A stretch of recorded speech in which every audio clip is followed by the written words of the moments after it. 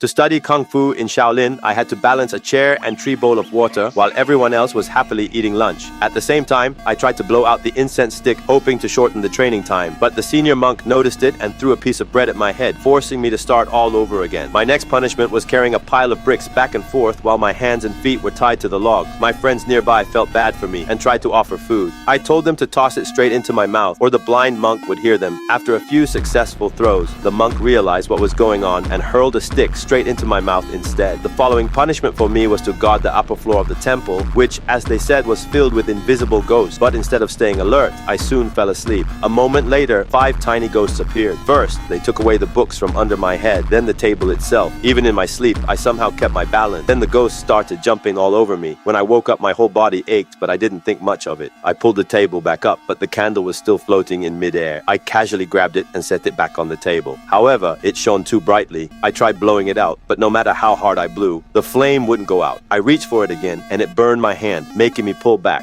Suddenly, the candle went out by itself. That's when I realized the place was cursed. I quickly started searching for sacred scrolls and charms, but the little ghost blew the paper talismans all over the floor. When I finally picked up the right one, I couldn't match it to the correct book. Just as I was about to run, tiny ghosts pressed my legs to the floor. I dropped my shoes and turned around to see them heading toward the exit. When the ghosts stopped in front of the stairs, I jumped on them. Using the fighting stance I'd learned, I scared the rest so badly they fell to their knees, begging for mercy. I was about to grab a hammer to teach them a lesson, but the little ghost screamed and slipped into the cracks of the wall. I followed and found an old, crumbling scroll hidden inside. It turned out to be the lost Shaolin martial arts manual that had vanished centuries ago. After opening the manual, I understood that the 5 little ghosts were the spirits created by the manual itself. I fell to my knees and begged them to accept me as a student. Over time, they trained me in an ancient style made up of 5 unique forms, and finally, I was ready to leave Shaolin behind.